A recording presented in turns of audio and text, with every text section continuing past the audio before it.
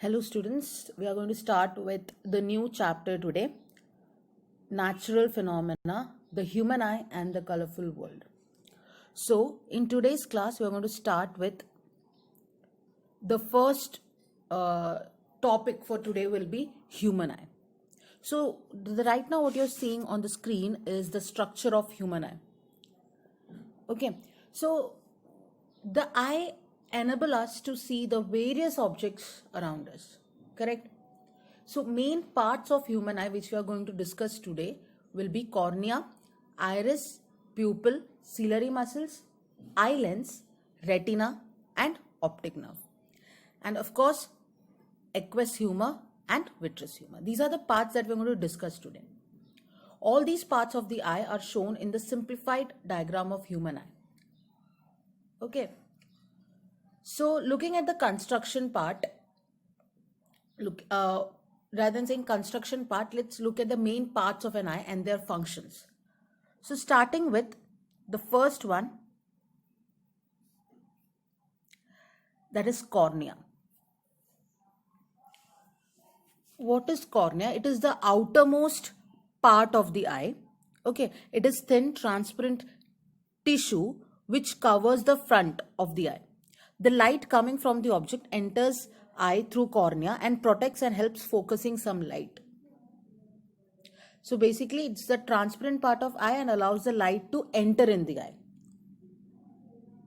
Okay, so it has roughly, you can see the eye is shaped like a ball. It has roughly a spherical shape, right? The outer coat of the eye is white, correct? So the outer coat of the eye is tough so that it can protect the interior of the eye from damage during an accident. So the front part of the eye is called cornea. Okay, it is the transparent substance that bulging out that part of the eye. That's what cornea is. So light enters our eye first through cornea. Main function of cornea will be to protect the eye and also to focus some light by converging action. So just behind cornea, we have iris. You can see this white part is called sclera, and this eyeball, okay, the colored part of the eye, that's what is iris. It is a circular dark diaphragm having a hole in its center. This hole will be called pupil, and that dark diaphragm or colored part, that will be called iris. Okay, so this dark diaphragm has muscles and colored pigments. So the color of an eye depends upon the color of these pigments. आपने देखा होगा कुछ लोगों का blue होता है, कुछ का grey होता है. So that depends upon the color of the pigment present in this iris, in this diaphragm. Okay, so the function of iris is to control pupil. And what is the function of pupil? Pupil controls and regulates the light entering the eye. मतलब iris क्या करता है? प्यूपिल के size को adjust करता है, बड़ा छोटा करता है प्यूपिल के साइज को. और प्यूपिल क्या करता है? कितना अमाउंट ऑफ लाइट एंटर होना चाहिए वो डिसाइड करता है प्यूपिल. इसका एक बेस्ट एग्जांपल ये होगा कि when see you might have observed what happens when we enter a dim lit room from the region of a very bright light. So what happens? So when we enter a room with dim light from the region of very bright light, जैसे धूप से अगर हम अचानक से कोई room में आ रहे जिसमें लाइट नहीं हो, so you don't see anything in the room, right? So that's because in a very bright light, the iris contracts the pupil so that less light enters the eye. प्यूपिल को contract करता है, मतलब उसको ज्यादा बड़ा नहीं रखता ताकि कम से कम लाइट एंटर हो, क्योंकि बाहर काफी लाइट होता है. सो जब वो ब्राइट लाइट से हम डिम लिट रूम में आते हैं तो आइरिस को थोड़ा सा very few seconds it takes to expand the pupil or to increase the size of the pupil so that more light enters the eye to make the things visible in the room. So that's the time where you see black हो जाता है ना, धूप से room में सब आते हैं या हॉल में आते हैं जहाँ पे लाइट नहीं हो, तो आपको चीजें थोड़े सेकंड्स के लिए नजर नहीं आती. You see black. That's because of iris taking time to adjust the size of pupil. ठीक है, तो ये है फंक्शन आइरिस और प्यूपिल का. अब देखते हैं नेक्स्ट, लेंस. लेंस जो होता है आंखों का, ये क्रिस्टलाइन डबल कॉन्वेक्स लेंस है, ठीक है, made of transparent and flexible tissues, jelly like substance होता है, ये प्रेजेंट होता है बिहाइंड प्यूपिल और इसको करेक्ट पोजीशन में रखा जाता है by ciliary muscles. Basically lens का काम होता है कि it focuses the image of object on the retina of the eye. हम देखेंगे रेटिना क्या है, ठीक है. जेली लाइक फ्लेक्सिबल सब्सटेंस का बना था, ये एक्चुअली लिविंग लेंस है.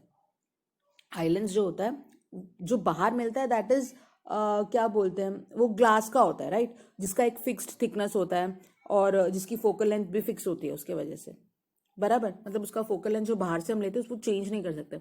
लेकिन ये जो आई लेंस आंखों में वो फ्लेक्सिबल कॉन्वेक्स लेंस है जिसकी थिकनेस और फोकल लेंथ चेंज होता रहता है due to the action of ciliary muscles. ये बेसिकली लिविंग लेंस है, ठीक है. सो इसको हेल्ड किया जाता है in position by ciliary muscles whose one side is attached to the eye lens and the other side is attached to the eyeball. Let me show you the diagram once. See, इस diagram में आपको दिख रहा होगा ये जो lens है ciliary muscles ये है, ठीक है, जो लेंस को करेक्ट पोजीशन में हेल्ड किया ताकि वो लाइट को फोकस करे. ओके, सिलरी मसल्स का मेन काम ये है to hold the eye lens in position. ये क्या करता है सिलरी मसल्स, ये वाले जो मसल्स जो लेंस को होल्ड कर रहा है, दीज मसल्स कॉन्ट्रैक्ट तो लेंस थिक हो जाता है और फोकल लेंथ डिक्रीज हो जाता है, ठीक है. और अगर जब मसल्स रिलैक्स होता है तो लेंस थिन हो जाता है और फोकल लेंथ इंक्रीज होता है, जिसकी वजह से आपको दूर की चीजें और पास की चीजें नजर आती है, ठीक है. ये काम होता है सिलरी मसल्स का. ओके, सो लाइट वहां से पास होता है. अब लेंस और ये जो कॉर्निया उसके बीच में ये एक्वस ह्यूमर है, राइट, दिस एक्वस ह्यूमर दिख रहा है, ये लिक्विड. सो ये एक ट्रांसपेरेंट फ्लूइड है जिसमें 99.9% पानी होता है और 0.1% शुगर, विटामिन, प्रोटीन्स और बाकी न्यूट्रिएंट्स होते हैं. So this fluid nourishes the cornea and lens and gives the eye its shape. It also maintains pressure and helps to transport vitamin C and also increases protection against dust. ये काम है इस liquid का. Okay, सो वहां से light focus होके कहाँ गिरता है, रेटिना पे गिरता है. रेटिना कैसा होता है, what is retina? See, we discussed what is ciliary muscles. Now coming to retina. What is retina? It is a light sensitive screen inside the eye, ठीक है, जहां पे इमेज फॉर्म हो रहा है, पीछे की तरफ होता है. ओके, ये इसमें क्या प्रेजेंट होता है, कॉन्स और रॉड्स प्रेजेंट होता है. एक्चुअली फोटो रिसेप्टर सेल्स का, लाइट रिसेप्टर्स या फोटो रिसेप्टर सेल्स का बना होता है और इसका मेन काम होता है कि वो लाइट एनर्जी को, ये जो सेल्स प्रेजेंट होता है वो कन्वर्ट करता है इस लाइट एनर्जी को इनटू इलेक्ट्रिकल इम्पल्स या सिग्नल्स. अब ये जैसे मैंने बोला ये जो रेटिना है वो लाइट सेंसिटिव स्क्रीन है and it is made up of rods and cons.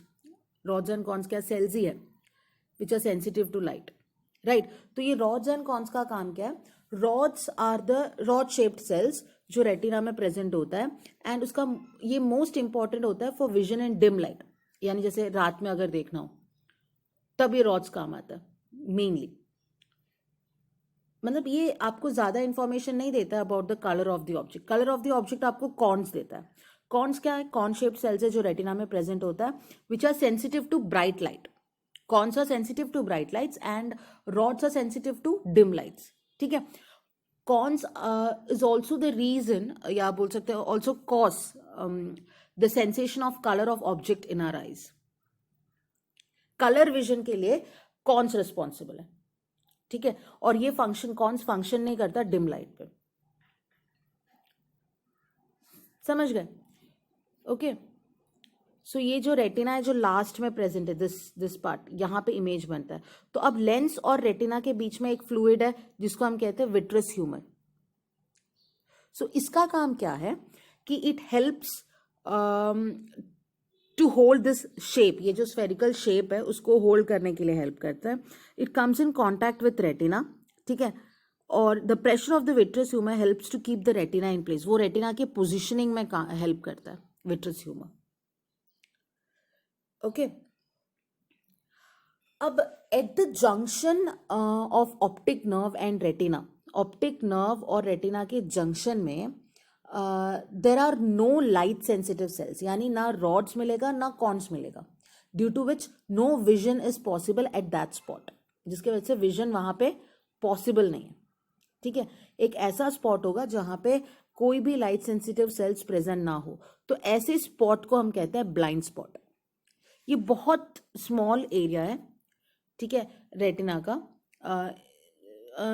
मतलब of retina insensitive to light where optic nerve leaves the eye. So when the image of an object is formed at blind spot, it cannot be seen by the eye.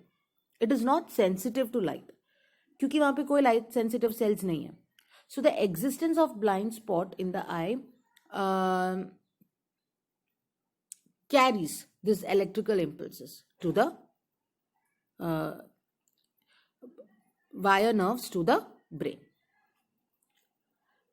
ठीक है, so this blind spot is where the optic nerve and blood vessels leave the eyeball. तो ये this nerves, ये जो अभी optic nerves present होता है वो कैरी करता है image to the brain in the form of electrical signals, जहां पे ये इमेज को प्रोसेस किया जाता है and we understand what the object is. Okay, so this is the part and function of human eye. Now, let me explain to you all what is persistence of vision. Persistence of vision क्या होता है? When we look at a bright object, then close our eyes, the image of the object will remain in our eyes for a very short duration, right? So the image formed on the retina of the eye does not fade away immediately. It stays in your mind for a very short period, but you can see it when you close your eyes inside, right? So the image of an object seen by our eyes persist का मतलब है remains on the retina for about 1/16th of a second, even after the object has disappeared from your view.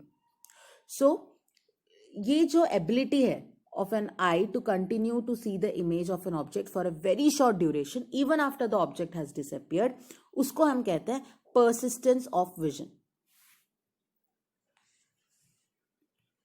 ये इसलिए होता है ना, आपको थोड़ी देर इसलिए नजर आता है क्योंकि ये जो स्टिमुलेटेड लाइट सेंसिटिव सेल्स जो होते हैं रेटिना के, वो थोड़ा वक्त लेता है to come back to the original state. ठीक है, इसके वजह से आपको थोड़ा देर नजर आता है even if the things are out of your view. Alright, now talking about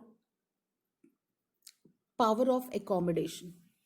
ये एकोमोडेशन ऑफ एन आई बोल सकते हैं. क्या होता है?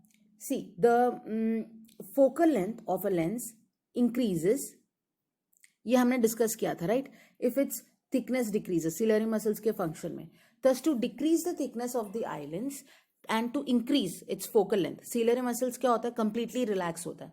तो जब वो relax होता है, parallel beam of light coming from far off object is focused on the retina and we see the object clearly. उसी तरह जब object बहुत पास में हो, बहुत close हो to the eye, near to the eye, तो sharp image of this object can be formed on the retina. कैसे form होगा? By decreasing the focal length, है ना? तो फोकल लेंथ डिक्रीज होना मतलब थिकनेस क्या होगा? इंक्रीज होगा. समझ गए? तो ये जो इंक्रीज और डिक्रीज हो रहा है, यानी ये जो एबिलिटी है आई का to change the focal length of the lens in such a way that so that the image is formed on the retina. तो ये जो एबिलिटी है इसी को हम कहते हैं एकोमोडेशन ऑफ द आई. ठीक है, इसी को हम कहते हैं एकोमोडेशन ऑफ एन आई या power of accommodation. All right, so जो रेंज होता है नॉर्मल विजन का वो बोलते हैं इन्फिनिटी टू 25 सेंटीमीटर होता है. रेंज ऑफ विजन मतलब the distance between the near point and far point of an eye. क्या होता है नियर पॉइंट और फार पॉइंट? नियर पॉइंट होता है कि nearest point from an eye at which an object can be placed so that its image is formed on retina without any strain to your eyes. तो ऐसे उस point को या उस distance को हम least distance of distinct vision या near point कहते हैं, और वो जो होता है वो 25 सेंटीमीटर होता है एक नॉर्मल आई के लिए। ठीक है, मतलब if an object is placed at A distance less than 25 centimetre, तो जो इमेज फॉर्म होगा रेटिना में वो ब्लर होगा और वो ऑब्जेक्ट आपको अच्छे तरीके से नजर नहीं आएगा। ठीक है, फार पॉइंट क्या होता है?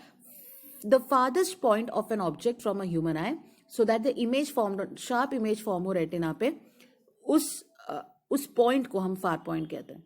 तो वो डिपेंड होता है आंखों पे, so it is at infinite. So the range of vision यानी डिस्टेंस बिटवीन नियर पॉइंट और फार पॉइंट, उसको हम रेंज ऑफ विजन बोलते हैं, और नॉर्मल आई के लिए रेंज ऑफ विजन होता है 25 centimetre to infinity. Okay, alright, so in the next class we'll discuss about defects of the eye.